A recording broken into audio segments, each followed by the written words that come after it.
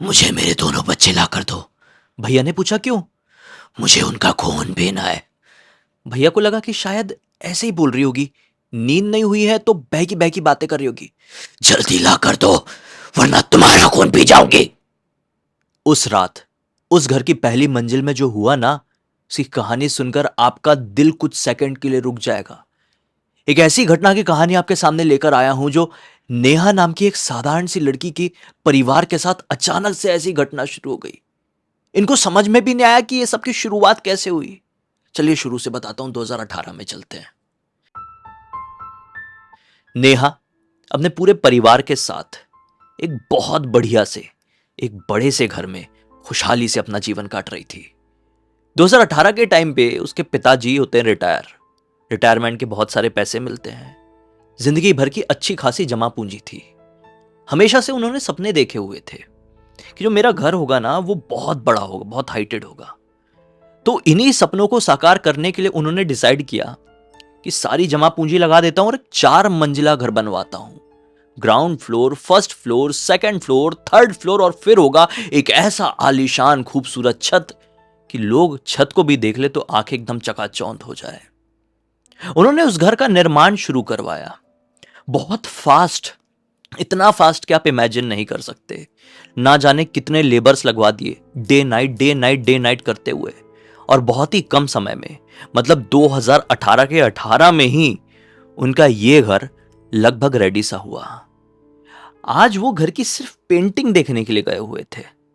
फिर अपने एक्चुअल घर में लौटे तो अपनी मिसेस से शिकायत करने लगे कि मेरा पैर बहुत दुख रहा है, ऐसा लग रहा है चलूंगा तो गिर जाऊंगा। उनकी वाइफ ने कही थोड़ा चलकर देखिए। वो जैसे ही चलने के लिए उठते ही हैं कि धड़धड़ा कर गिर जाते हैं। उनकी बेटी नेहा, उनके बेटे, दोनों दो बेटे थे, दोनों की पत्नियां भी थी, भाभियां भी थी नेहा की। सब भागते हुए आते, उनको संभालते, अरे अरे सब ठीक है कि नहीं। वो बोलते हाँ लेकिन पैर काम नहीं कर रहा है यार, चोट नहीं लगी लेकिन ये साला राइट वाला पैर चल नहीं पा रहा है। रातों रात उन्हें अस्पताल लेकर जाते हैं। वहां पर उनका चेकअप होता है, बहुत चेकअप होता है। अस्पताल वालों को समझ में नहीं आता है, बोलते पैर तो एकदम टनाटन है, कुछ प्रॉब्लम ही नहीं है। फिर दूसरे अस्पताल जाते हैं, फिर तीसरे अस्पताल। बड़ी मुश्किल से एक अस्पताल में ये पता चलता है कि उनको दिमाग में गांठ हो गई है। डॉक्टर ने बोले कि ये कैंसर है, जल्द से जल्द ऑपरेशन करके उसको निकालना पड़ेगा। दिमाग में गांठ हुई है इसलिए बहुत सारे ऑर्गन्स काम करना बंद कर सकते हैं, क्योंकि दिमाग हमारे शरीर का सेंटर होता है, उसी से सब ऑपरेट होता है। बोले ठीक है ऑपरेशन हो जाए। तो बहुत ही कम दिनों के अंदर ऑपरेशन को अरेंज किया गया। ऑपरेशन वाली रात नेहा और नेहा की जो माता जी थी वो अस्पताल में नेहा के पिताजी के साथ रुके हुए थे। बाकी नेहा की एक बहन है, उसके 2 भाई हैं, भाभियां हैं, वो अपने घर पर ही थे। रात भर नेहा और उसकी मम्मी जागती रही कि उसके पापा को कुछ हो ना जाए। नेहा के पापा को घबराहट थी, बहुत ज्यादा टेंशन थी। सुबह सुबह लगभग 10 बजे के आसपास नेहा के भैया एक और भाभी अस्पताल आते हैं खाना लेकर। इसके पिताजी के सामने डॉक्टर ने तो मना कर देते ऐसा कोई खाना वाना देना नहीं है, लेकिन एक है ना मन, कुछ लोगों का मन नहीं मानता, तो लेकर आए थे। चलो नेहा के पिताजी नहीं खाएंगे लेकिन कम से कम नेहा और नेहा की माता जी तो खा लेगी, ऐसा खाना देने लगे नेहा के भैया। और बोलते हैं कि चलो पापा का अच्छे से ऑपरेशन हो गया है तो मैं मंदिर जा रहा हूँ अपनी वाइफ को लेकर। नेहा से बोलते हैं मैं तेरी भाभी को लेकर मंदिर जा रहा हूँ, वहां पर प्रसाद चढ़ा दूंगा। बोला था भगवान को, भगवान मिठाई चढ़ाऊंगा 1 किलो, बस पापा का ऑपरेशन अच्छे से हो गया है तो जाता हूँ। इतने में अचानक से वो भाभी जो है, नेहा की भाभी, क्या कह पड़ती है, मुझे मंदिर नहीं जाना है, घर ले चलो। एक बड़ी ही दबी सी और पोकर फेस वाली आवाज में। ऐसा क्यों बोली उन्होंने? नेहा भी शॉक्ड हो गई। अरे भैया ने मानता किए थे कि पापा का ऑपरेशन ठीक से हो जाए तो मिठाई चढ़ाएंगे, तो जाकर मिठाई चढ़ा भी देंगे तो क्या तकलीफ हो जाएगी, भाभी ऐसे मना क्यों कर रही है? नेहा उस समय बहस करना चाहती थी अपनी भाभी से, लेकिन वो स्पीचलेस थी कि ऐसा कोई कैसे बोल सकता है। खैर थोड़ी सी बातें हुई और उस समय नेहा के भैया अपनी पत्नी को लेकर घर चले गए। अब भैया जी का कोई नाम रख देते हैं, राहुल, और उनकी वाइफ का नाम मिताली। नेहा के भैया का नाम राहुल और मिताली है, यही मुख्य किरदार हैं इस कहानी के। घर पर आ जाते हैं, दोपहर का वक्त हो चलता है। रात भर से नेहा और उसकी मम्मी अस्पताल में सोई नहीं थी, बहुत थकान हो गई थी। इतना एक्सर्शन हुआ था, इतनी भागा दौड़ी हुई थी, पिताजी तो आईसीयू में है।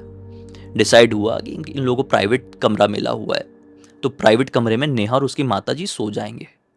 वो सो गए दोनों। दोपहर के लगभग 2 बज रहे होंगे। कोई आता है और नेहा को उठाता है, उनके पिताजी को लेकर, कुछ दवाई गोली को लेकर कुछ बात करनी रही होगी। नेहा को उठाया जाता है। नेहा हड़बड़ा कर उठती, अरे मैं कुछ ज्यादा ही सो गई क्या, पापा के बारे में सोच नहीं पाई क्या? बोलती हाँ हाँ, दवाई का काम कर देती हूँ, मैं लेकर आ जाती हूँ। अस्पताल के ही नीचे एक मेडिकल स्टोर था, वो दवाई लेकर जैसे ही ऊपर पहुंच रही होती है, उस समय वो अपना मोबाइल चेक करती है। मोबाइल में गिनती के 25 मिस्ड कॉल थे। वो टेंशन में जाती, 25 मिस्ड कॉल भैया के, राहुल भैया ने मुझे इतना फोन क्यों किया? वो जैसे ही फोन लगाती है, फोन उठाती है नेहा की बहन। नेहा की बहन का भी कोई नाम रख देते, रोशनी। रोशनी कहती है, दीदी जल्दी घर पर आ जा, भाभी को पता नहीं क्या हो गया है, अजीब सी हरकतें कर रही है। नेहा बोलती, क्या हो गया मतलब? यहां पे पापा के साथ क्या हुआ, तू समझ रही है? रोशनी बोलती है, पापा के साथ जो हुआ पता ही है, लेकिन भाभी के साथ जो हो रहा है वो नॉर्मल नहीं है, दीदी जल्दी से तू घर पर आ जा। ये कहकर रोशनी फोन काट देती है। नेहा को टेंशन होती है कि अरे ये क्या प्रॉब्लम हो गई। अभी दवाई देना जरूरी था, मम्मी का ख्याल रखना जरूरी है, पापा का ख्याल रखना जरूरी है, घर पर तो राहुल भैया सब कुछ संभाल ही लेंगे। ये सोचकर वो कुछ देर और रुक जाती हूँ, यहां पर जरूरत पड़ेगी तो मम्मी कहां भागा दौड़ी करेगी, ये सोचकर वो रुक गई। इधर घर पे क्या हो रहा था, उसकी जो भाभी जी थी, मतलब जिनका नाम हमने राहुल और मिताली रखे थे, मिताली जी ने तहलका मचा दी थी। हुआ ये था कि दोपहर के लगभग 12 बजे के आसपास ये लोग घर पहुंचे। घर पर ये भी खाना नहीं खाई थी, मिताली ने खाना नहीं खाई थी, और मिताली को भी बहुत वीकनेस सी फील हो रही थी। राहुल समझ चुके थे कि मंदिर जाने के लिए मिताली ने इसलिए मना करी है क्योंकि उसको भी चक्कर आ रहा है। तो उसको उसके कमरे में बिठाता हूँ, घर के पहले मंजिल में उसके कमरे पे, और उसको खाना लेकर दे देता हूँ मैं। वो नीचे गए किचन में, खाना लेकर जैसे ही अपने कमरे में पहुंचे, फर्स्ट मंजिल के अपने कमरे में, अपनी वाइफ को दे रहे थे। ये अभी अपने पुराने ही घर में रहते हैं, नए घर में शिफ्ट नहीं हुए ये लोग। अपनी वाइफ को दे रहे थे कि वाइफ मिताली ने एक जोर का धक्का मारी अपने पति को, थाली वाली सब गिर गई, पूरा खाना बिखर गया कमरे में, और वो भी जमीन पर गिर पड़े। और गुस्से में कहती है, दोनों बच्चे लेकर आ। भैया ने पूछे क्यों? जवाब में कहती है, उनका खून पीना है मुझे। भैया को लगा कि शायद नींद के कारण उल्टी सीधी बातें कर रही होगी, ऐसे ही लगा होगा ना भैया को। लेकिन जवाब में क्या कहती है, लेकर आ नहीं तो तेरा खून पी जाऊंगी। ये चीज बाहर खड़ी रोशनी ने सुन ली, क्योंकि उससे पहले थाली वाली गिरने की, भैया के गिरने की आवाज आई थी। तो रोशनी क्या करी, घबराहट के मारे जिस कमरे में वो दोनों थे वही दरवाजा बंद कर दी। उस समय राहुल भैया और मिताली भाभी के दोनों बच्चे नीचे ग्राउंड फ्लोर में थे, टीवी देख रहे थे। रोशनी तुरंत ही दोनों बच्चों को उठाती है, और एक पड़ोसी अंकल थे, बहुत अच्छे अंकल थे, उनके घर पर छोड़ देती, बोलती प्लीज अंकल इन दोनों को बाहर मत निकलने देना। और फिर इससे बात हुई थी नेहा से। अब आप समझे कि कैसा कनेक्शन बैठा था। नेहा को इधर टेंशन हो रही है कि भाई ये क्या चल रहा है मेरे घर पर, मुझे कोई फ़ोन भी नहीं आ रहा है, और मैं फ़ोन करूंगी मम्मी सुन ली तो मम्मी को पापा का टेंशन अलग है, ये टेंशन भी हो जाएगा, दिमाग काम नहीं कर रहा है, जाऊं क्या कोई बहाना मार के, ये सब सारी चीज़ें सोच ही रही थी। और फाइनली मम्मी को बोल दी, मम्मी मैं जाती हूँ, घर पे कुछ अर्जेंट काम है। मम्मी पूछते रह गई, बेटा क्या हुआ क्या हुआ? नेहा ने कुछ नहीं बोली। ऑटो पकड़ी, दिल्ली के मदनपुर इलाके में रहते थे ये लोग। पहुंच गई अपने घर। जैसे अपने घर के सामने पहुंची ना, इसकी हार्ट बीट कुछ सेकंड के लिए रुक गई, क्योंकि लगभग पूरा मोहल्ला इनके घर के सामने जमावड़ा बनाकर खड़ा था। अंदर से इतनी जोर जोर से चीखने की आवाज सुनाई दे रही थी कि मैं एक्सप्लेन भी नहीं कर सकता। जी हां, बहुत भयानक, बहुत डरावनी। लेकिन कौन चीख रहा था, आदमी, कोई औरत या फिर जानवर, ये समझ में नहीं आ रहा था। ये सबको साइड करते हुए अंदर जाती है तो क्या पाती है, अंदर एक तांत्रिक बाबा खड़े हुए हैं, उसी कमरे के सामने जिस कमरे के अंदर भैया और उनकी पत्नी भाभी बंद है। जैसे ये पहुंची, तांत्रिक बाबा ने भी इधर कट्टू अपना दरवाजा खोले इनके कमरे का, और अंदर का नजारा देखकर ये और भी ज्यादा डर गई। अंदर उसकी भाभी जमीन पर थी मुंह के बल, और भैया यहां पर हाथ रख के पूरी ताकत से उसको वो किए हुए थे, धोबी पछाड़ किए हुए थे अपनी पत्नी को। जैसी अंदर तांत्रिक ने ये नजारा देखा, वापस से दरवाजा बंद कर दिया और बोलता है ये मेरे बस का नहीं है, मैं कुछ नहीं कर पाऊंगा, मैं जा रहा हूं यहां से, मुझे मत बुलाना तुम लोग ऐसी जगह पर। ऐसा बोल के तांत्रिक हाथ हिलाता हुआ चला गया वहां से। सबको टेंशन हुई। नेहा को लगा कि भैया को बंद क्यों किया जा रहा है। दरवाजा खोली, भैया जल्दी बाहर आओ, और भैया भागते हुए बाहर आ गए और फिर से दरवाजा बंद कर दिया गया। लकीली भाभी बाहर नहीं निकल पाई। अब भैया ने बोले कि ये ऐसे काम नहीं चलेगा, मैं एक बहुत पुराने, बहुत ज्यादा उम्र के एक सिद्ध बाबा को जानता हूं। उनकी उम्र लगभग 110 साल के आसपास की है। वो ऐसी कई परेशानियों को ठीक किए हुए हैं, मैं समझ गया हूं। मेरी पत्नी के शरीर में कोई भूत चुड़ैल आया हुआ है। यार नेहा को बताते हैं राहुल भैया कि तेरी भाभी मुझे इतनी जोर से धक्का मारी कि मुझे ऐसा लगा कि किसी हाथी ने मुझे मारा हो। इतनी ताकत थी तेरे भाभी के हाथ में। मुझे धक्का मार के दीवार में मकड़ी जैसे स्पाइडरमैन होता है ना, वैसे चढ़ने की कोशिश करने लगी, और एक दो बार तो वो चढ़ भी गई थी। नेहा को अपने कानों के ऊपर विश्वास नहीं हो रहा था। नेहा को ऐसा लग रहा था कि भैया कोई पिक्चर की कहानी बता रहे, लेकिन पिक्चर की कहानी देखने के लिए पूरा मोहल्ला एक साथ तो इकट्ठा नहीं होगा ना। पिक्चर की कहानी में उसकी भाभी एक आदमी या जानवर जैसी तो नहीं चिल्लाएगी ना। चिल्ला रही थी, ये सारी चीजें हो रही थी। बस फिर क्या था, भैया भागते हैं, अपनी बाइक उठाते हैं और पता नहीं कहां चले जाते हैं।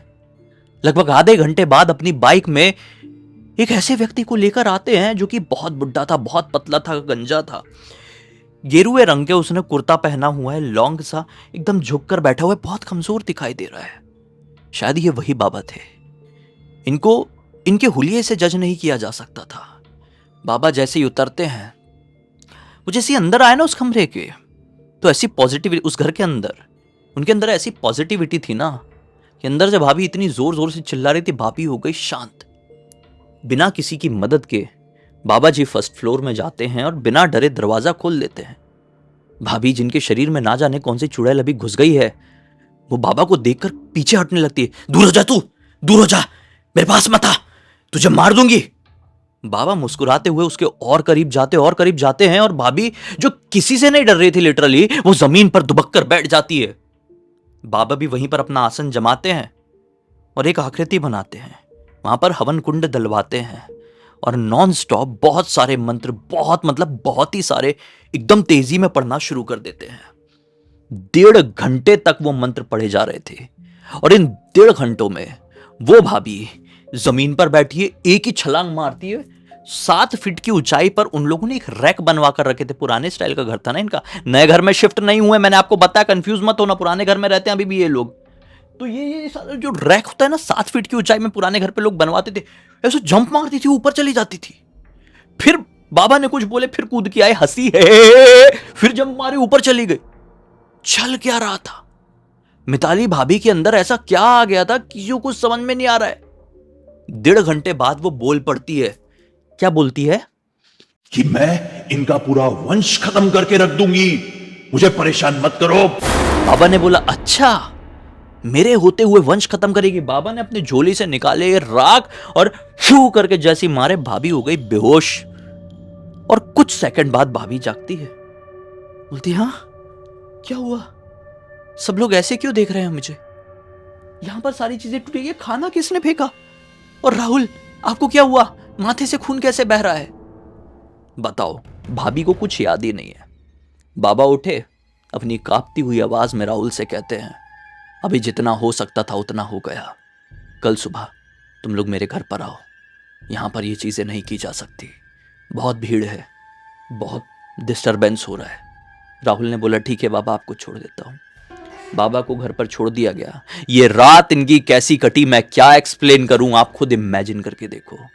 नेहा के पिताजी अस्पताल में एडमिट पड़े हुए हैं। माता जी बात बात में घबरा जाती है क्योंकि इतना कुछ चल रहा है घर पे, ये सब कुछ बच्चों के साथ। बच्चे का है पता ही नहीं बहुत सारे लोगों को, तो सिर्फ रोशनी को पता है बच्चे का है, नेहा की छोटी बहन को। तो बहुत टेंशन रही पूरी रात।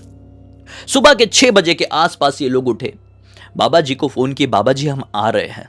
अपनी कार में सवार हुए और बाबा जी के घर की तरफ जा ही रहे थे कि बाबा का फिर से फोन आया। बाबा कहते हैं कि रास्ते से पैकेट वाली लस्सी लेकर आना, जितने लोग हो उतना पैकेट लेकर आना। सबको ऐसा लगा कि बाबा लस्सी लाने क्यों बोल रहे हैं, जितने लोग हैं उतने लोगों के लिए। ठीक है, भाभी भी बैठी हुई थी, भाभी को समझ में ही नहीं आ रहा है चल क्या रहा है, भाभी को सीन कैसेट ही नहीं पता। भाभी ने यहाँ पूरी पिक्चर बना दी है।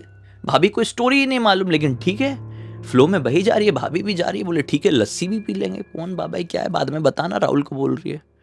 रास्ते में रुके, लस्सी का पैकेट खरीदे, बाबा के घर गए। बाबा ने बोले ठीक है भाई, लाओ लस्सी। लस्सी में कोई मंत्र पढ़े, फूके, बोले अब अपना अपना पैकेट पी लो।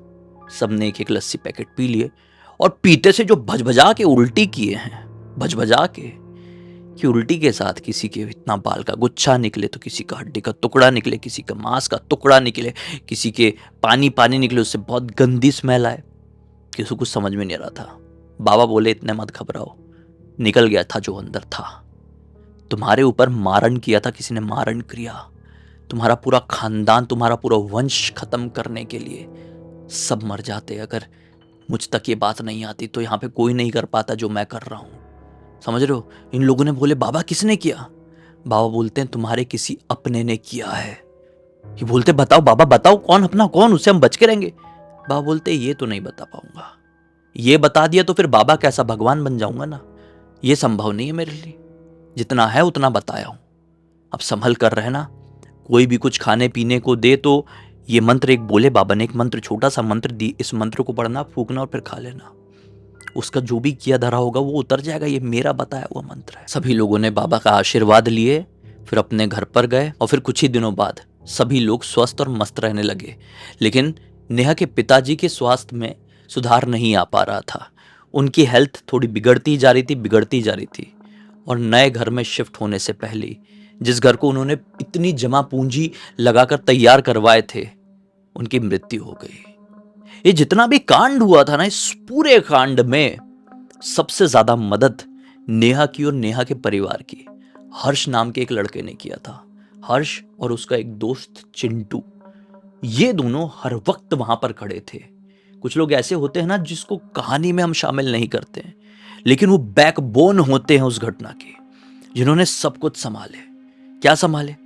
नेहा को जब पता चला था कि मेरे घर पर इतना कुछ चल रहा है, तो नेहा ने हर्ष को फोन करी थी। हर्ष ने चिंटू को उठाया था, नेहा के घर पर पहुंचा था, वहां पर नेहा की बहन को संभालने की बहुत कोशिश किया था, वहां पे बच्चों का ध्यान रख रहा था। वो पड़ोसी अंकल के घर पर जाकर बहुत सारी चीजें देख रहा था, इन लोगों को खाने पीने का लाकर दे रहा था, मतलब बहुत ज्यादा हेल्प, हद से ज्यादा। नेहा ने कुछ सालों बाद हर्ष से ही शादी कर ली है। इन दोनों का परिवार अच्छा चल रहा है, जिंदगी में सब कुछ आगे बढ़ चुका है, बस इनके पिताजी नहीं रह पाए। और आज तक एक चीज नेहा के समझ में नहीं आई है, वो ये कि आखिर उस दिन नेहा का मोबाइल साइलेंट कैसे हुआ? कहीं भाभी ने ही तो नहीं की थी, और की थी तो क्यों की थी? और दूसरी चीज, भाभी ने मंदिर जाने से क्यों मना करी थी? जो कुछ भी हो, आज भी वो पुराने वाले घर के पहली मंजिल में जाने से हर एक घर का बंदा घबराता है। आज भी भाभी के दोनों बच्चे अपनी माँ के साथ अकेले में समय नहीं बिता पाते हैं। इस पूरी घटना की जानकारी नेहा ने मुझे इंस्टाग्राम पर लिखकर भेजी।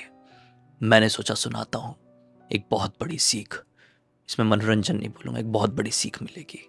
तो इसे एक नोट के साथ कहानी का अंत कर देते हैं। अब तक इस वीडियो को देख लिए थे तो बहुत सारे लाइक कर देना, चैनल को सब्सक्राइब कर देना। इंस्टाग्राम, हमारी वेबसाइट और गेमिंग चैनल का लिंक आपको डिस्क्रिप्शन बॉक्स में मिल जाएगा। इंस्टाग्राम में ऐसी कोई कहानी आपके पास है तो लिख के भेज सकते हैं। हमारी वेबसाइट में आके हमारे प्रोडक्ट और सर्विसेज चेकआउट कर लेना, बहुत अच्छी अच्छी चीज़ें खरीद सकते हो। और गेमिंग चैनल का लिंक, भाई मनोरंजन होता है वहाँ पर दुगना, तो वहाँ पर भी जुड़ जाना। बाकी यहाँ पर कल बिल्कुल इसी अंदाज में फिर से मिलते हैं। तब तक के लिए बहुत बहुत धन्यवाद। आपका दिन शुभ हो।